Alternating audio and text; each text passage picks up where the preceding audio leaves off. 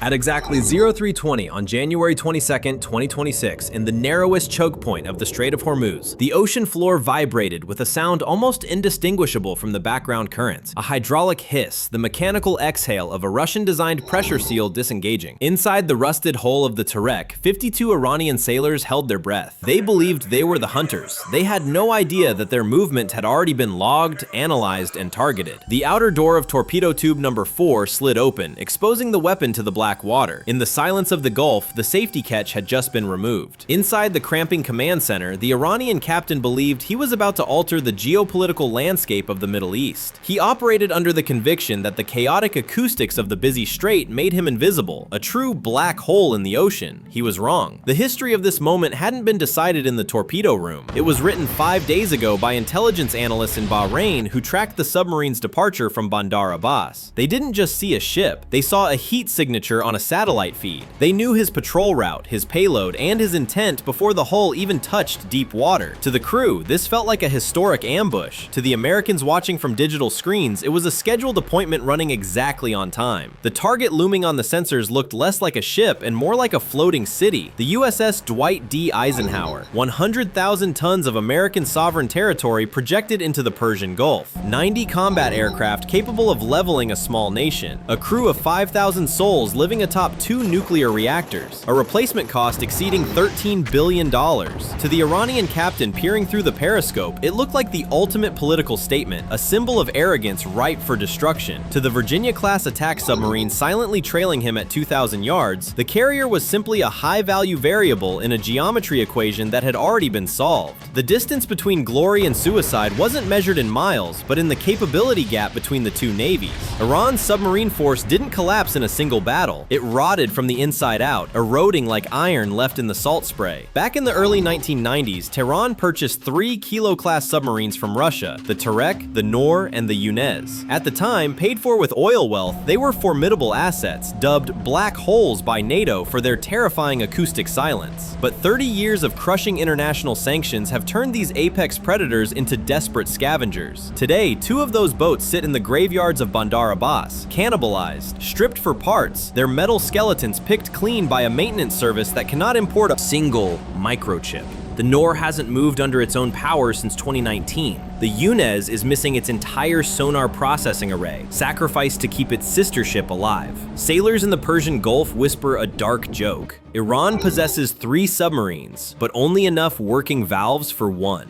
The Tareq is the sole survivor, but it is a ghost of its former self. Its diesel engines scream for an overhaul that was due 5 years ago. Its lead-acid batteries hold a charge for half the duration they did when the Soviet Union fell. The distinct rubber anechoic tiles, critical for absorbing enemy sonar, have peeled off in ragged patches, leaving the steel hull exposed. It is a machine fighting time as much as the enemy, held together not by engineering standards, but by improvisation and political stubbornness. The Tareq is operating with a sonar suite that relies on analog signal processing obsolete since the late 90s. Its fire control computer runs on architecture that predates the first iPhone. More critically, these Iranian naval officers haven't conducted a live heavyweight torpedo exercise in over 7 years. Not for a lack of will, but because the naval budget cannot absorb the operational cost of retrieving the practice weapon afterward. But here lies the specific danger of dying machines crewed by desperate men. They do not calculate probability the way rational military planners do. A regime backed into a corner sees a golden opportunity where a professional sees only guaranteed suicide. Desperation follows a terrible linear logic of its own, forcing them to bet everything on a single impossible shot. The Strait of Hormuz isn't just a strategic waterway, it is effectively the most sophisticated security checkpoint on the planet, rivaled only by the Taiwan Strait. Every square mile of this narrow channel is wired, monitored, and analyzed in real time. It is not the open ocean, it is a fishbowl. High-altitude MQ-4C Triton drones orbit at 50,000 feet, their radar apertures mapping every ripple on the surface. Below the waves, a grid of seabed sensors continuously measures salinity, temperature, and magnetic anomalies, creating a 3D digital twin of the environment. These passive arrays have been refined for decades to filter out the noise of oil tankers and focus on the distinct mechanical rhythm of a diesel-electric engine. They detect everything: the migration of marine life, the churn of commercial screws, and definitely the acoustic footprint of a Cold War-era submarine trying to hide in the shallow water. When the Tareq departed Bandar Abbas 5 days ago, 19 different sensor arrays logged its acoustic signature before it traveled 50 miles. The US Navy didn't just know a submarine was out there, they knew this specific submarine. The Tareq's propeller shaft carries a microscopic misalignment, a legacy of a dry dock mishap in 2019. That creates a rhythmic, distinct thrum,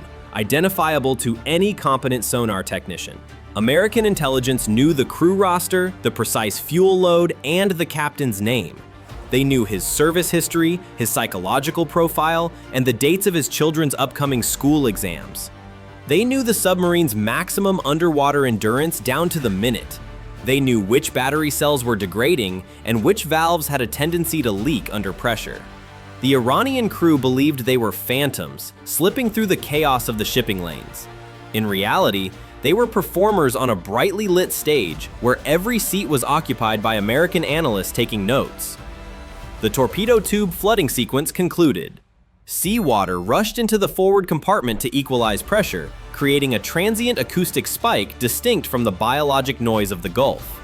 That sound wave traveled outward at 1,500 meters per second, 4.5 times faster than it would through the air. To the Iranian weapons officer, it sounded like readiness. To the sonar operators aboard the USS Colorado, trailing silently in the deep, it sounded like a starting gun.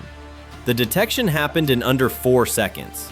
The Colorado's ANBQQ-10 sonar suite classified the acoustic event in 12. A Virginia-class attack submarine running at 400 feet, its own noise signature so minimal that it disappears into the background radiation of the ocean. Weapon assignment took 30 seconds. Fire control solutions were calculated for 2 Mark 48 ADCAP torpedoes. Safeties were electronically removed. The American crew was waiting for exactly one thing: the order to terminate. The Iranian weapon of choice told its own story. The Type 53-65KE, a wake-homing heavyweight designed to ignore acoustic decoys by sniffing out the turbulent trail left by a ship's propellers. A 2,200 kilogram relic of Soviet doctrine. Deadly? Absolutely. But smart? Hardly. It operates on sensor logic frozen in the 1980s. Its guidance system looks for a wake pattern it was programmed to recognize before GPS became a civilian utility. It has no wire guidance. Once it leaves the tube, it is deaf to command, a blind bull charging at a red flag. It cannot differentiate between the wake of an aircraft carrier and the turbulence of a commercial supertanker passing nearby. It struggles to maintain lock in the shallow, cluttered acoustic environment of the Strait, where thermal layers distort sound like a funhouse mirror. American Mark 48 ADCAP torpedoes are a different species entirely. They travel in excess of 55 knots. They utilize a fiber optic guidance tether that doesn't snap, allowing the firing ship to update target data in real time.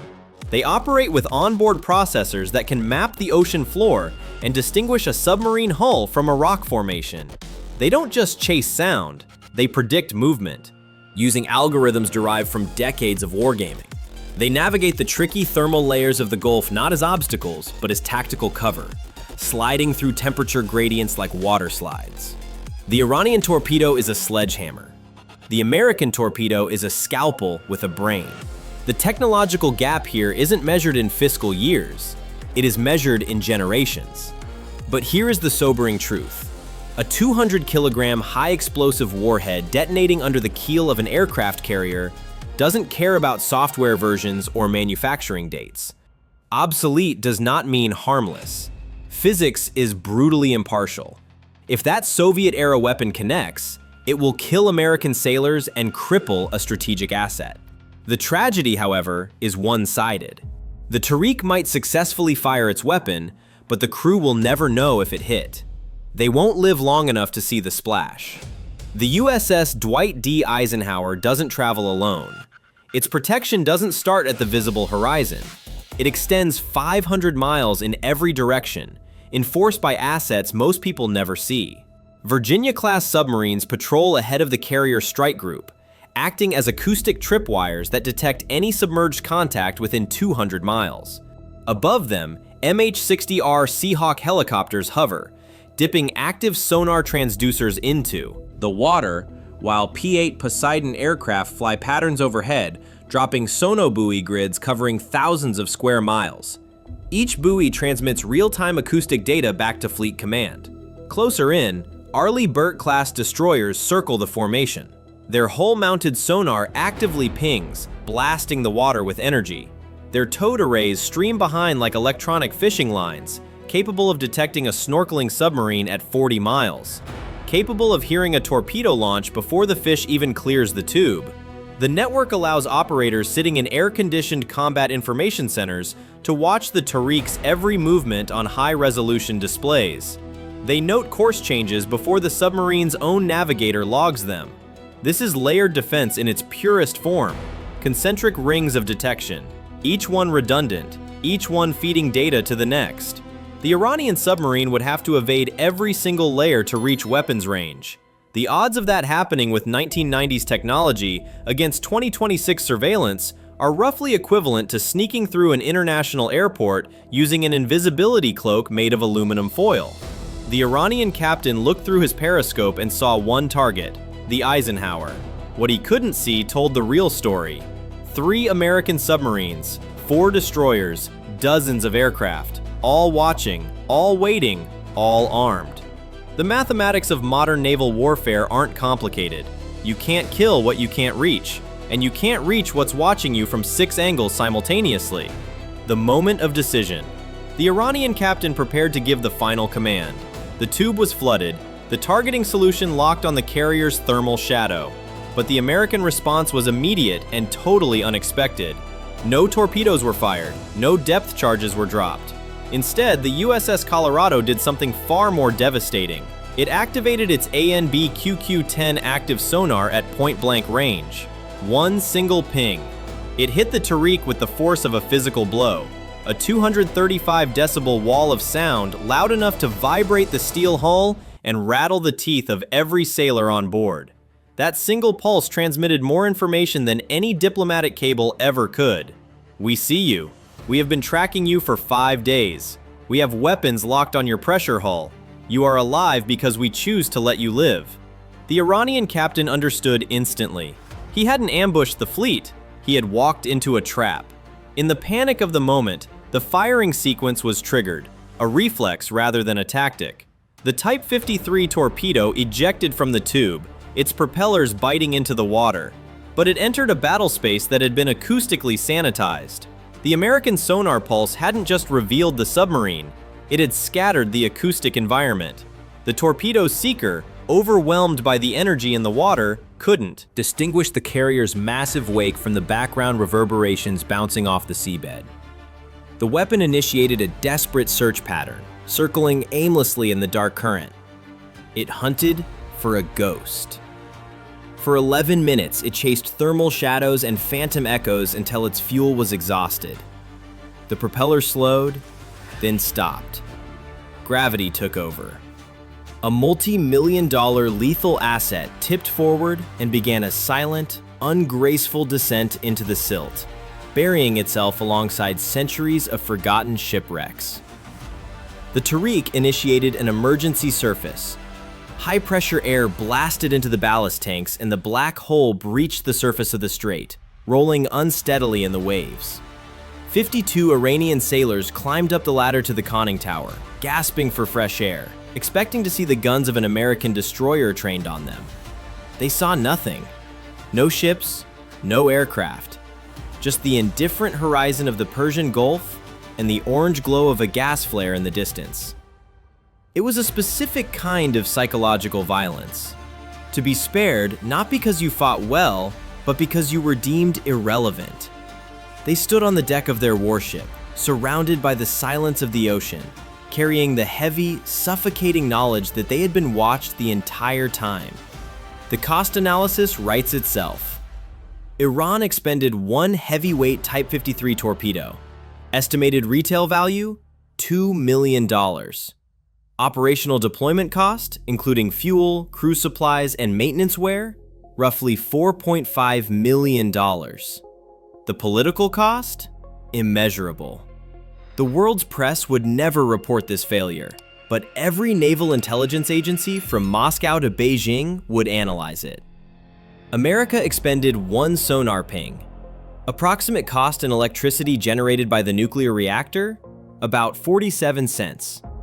The Virginia-class submarine that ended the engagement never fired a missile, never revealed its true depth, never risked a single sailor, never even accelerated beyond patrol speed. This is the cold mathematics that keeps defense analysts employed. A platform costing $2 billion to build neutralized a lethal threat with a sound wave. The real calculation isn't financial, it is strategic. Sinking the Tareq would have been the tactical equivalent of swatting a fly with a sledgehammer. Effective, but messy. It would have created an immediate international crisis. 52 casualties requiring explanation at the UN Security Council. A wreck in the middle of the strait disrupting global oil shipping for weeks. Most importantly, it would have given Tehran exactly what a failing regime craves: martyrs. Dead sailors are heroes. Humiliated sailors are a liability. Letting them surface unharmed accomplished the mission without the political fallout. It was a surgical removal of pride rather than life. The Iranian Navy was stripped of its secrecy, their operational capabilities exposed as inadequate, and their command structure shaken. Every other potential adversary in the region received the same message carved in sonar pulses. We see you before you see us. We track you before you deploy. We will give you one chance to make the smart choice. After that, the math changes permanently. This is how modern deterrence works when nobody is watching. Not with explosions, not with body counts, but with a single ping that says everything words cannot. We know where you are. We know what you are planning. We will let you go home this time. Don't make us reconsider. The Tareq limped back to Bandar Abbas, its captain facing career-ending debriefings. The Eisenhower continued its patrol, its crew largely unaware they had just won a battle. In the silence of the deep, the hierarchy of the ocean had been re-established without a drop of blood spilled. If you found this breakdown valuable, hit that subscribe button and share this video. The stories that never make headlines are the ones that actually matter.